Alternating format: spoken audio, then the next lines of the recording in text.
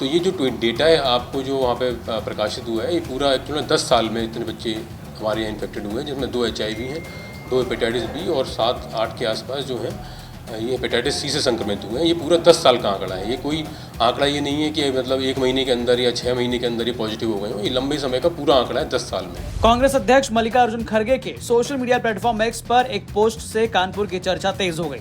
जी हां, दरअसल कांग्रेस अध्यक्ष ने पोस्ट कर लिखा, डबल इंजन सरकार ने हमारी स्वास्थ्य व्यवस्था को डबल बीमार कर दिया है। यूपी के कानपुर में एक सरकारी अस्पताल में थैलेसीमिया के 14 बच्चों को संक्रमित खून चढ़ा दिया गया, जिससे इन बच्चों को HIV, एड्स और हेपेटाइटिस बी और सी जैसी चिंताजनक बीमारियां हो गई हैं। ये गंभीर लापरवाही शर्मनाक है। मासूम बच्चों को भाजपा सरकार के इस अक्षम्य अपराध की सजा भुगतनी पड़ रही है। मोदी जी कल हमें 10 संकल्प लेने की बड़ी बड़ी बातें सिखा रहे थे। क्या उन्होंने कभी अपनी भाजपा सरकारों की रत्ती भर भी जवाबदेही तय की है? जी हां, कानपुर के इस मामले को लेकर जब यूपी तक ने छानबीन की तो पाया कि यहां थैलेसीमिया से पीड़ित ऐसे 14 बच्चों में HIV, हेपेटाइटिस बी और सी डिटेक्ट किया गया है, जिन्हें पिछले कई सालों के दौरान ब्लड चढ़ाया जा रहा था। आपको बता दें कि थैलेसीमिया बच्चों को माता पिता से जेनेटिकली मिलने वाला ब्लड डिसऑर्डर है, जिसके होने पर बॉडी में हीमोग्लोबिन बनना बंद हो जाता है, जिसके कारण एनीमिया के लक्षण दिखाई देते हैं। इसकी पहचान 3 महीने की उम्र के बाद ही होती है। इसमें रोगी बच्चे के शरीर में खून की भारी कमी होने लगती है, जिसके कारण उसे बार बार बाहर से खून की आवश्यकता पड़ती है।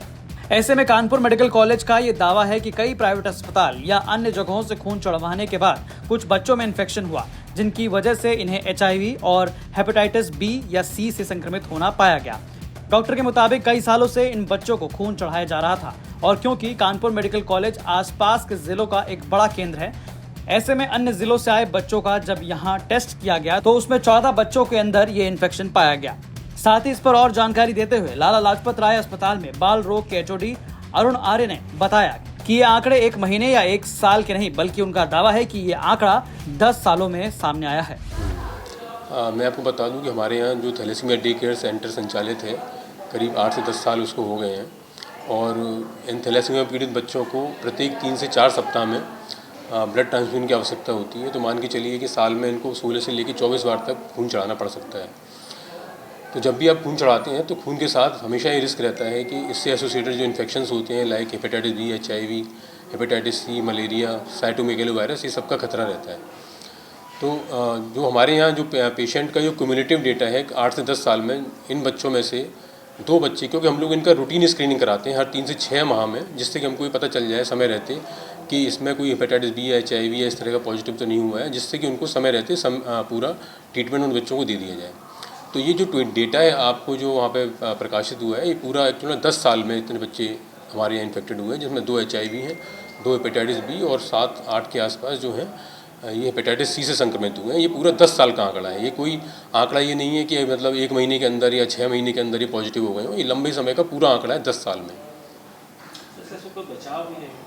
बचाव के लिए जैसे आपको पता होगा, हमारे यहाँ जो ब्लड बैंक है वो one of the best centre है यूपी के अंदर, जिसमें कि नेट से हम लोग टेस्ट कर रहे हैं। HIV के लिए भी न्यूक्लिक एसिड एम्प्लीफिकेशन टेस्ट हम लोग कर रहे हैं, जिससे कि बहुत ही कम चांस रह जाते हैं कि उसके बाद भी अगर कोई पॉजिटिव निकल आए। अभी बच्चे जो होते हैं हमारे यहाँ, ये अलग अलग जगह भी, क्योंकि जैसे अगर मान लीजिए ब्लड इनको खून कम हो जा रहा है तो ये डिस्ट्रिक्ट हॉस्पिटल या किसी प्राइवेट नर्सिंग होम में या प्राइवेट ब्लड बैंक से भी लेके भी चढ़वाते हैं, जहाँ पे अगर इनको ज़रूरत पड़ जाती है। तो इसमें ये नहीं कह सकते हैं कि कब ये पॉजिटिव हुए हैं, है ना। तो ये टोटल क्यूमुलेटिव 10 साल का आंकड़ा है। ये नहीं है कि 6 महीने के अंदर ये सब पॉजिटिव हो गए हो, लेकिन हम लोग स्क्रीनिंग इनकी हर 3 से 6 महीने पर कराते हैं, जिससे कि टाइम से इनका पता चल जाए और हम लोग समय से इनको इलाज दे सकें। ऐसे में क्या मानते हैं कि बाहर का जो ब्लड लोग चढ़ाना चाहिए, सही रहता है कि नहीं रहता है? ये हम लोग हमेशा ये कहते हैं कि जो भी सर्टिफाइड ब्लड बैंक हैं, जैसे कि हमारा मेडिकल कॉलेज का हो गया, IMA ब्लड बैंक हो गया, या और भी जो गवर्नमेंट हॉस्पिटल्स में जहाँ पे अच्छी सुविधाएं हैं, वहाँ से ही ब्लड बैंक को लें और प्राइवेट ब्लड बैंक से अवॉइड करें। कानपुर से समर चावला की रिपोर्ट, यूपी तक।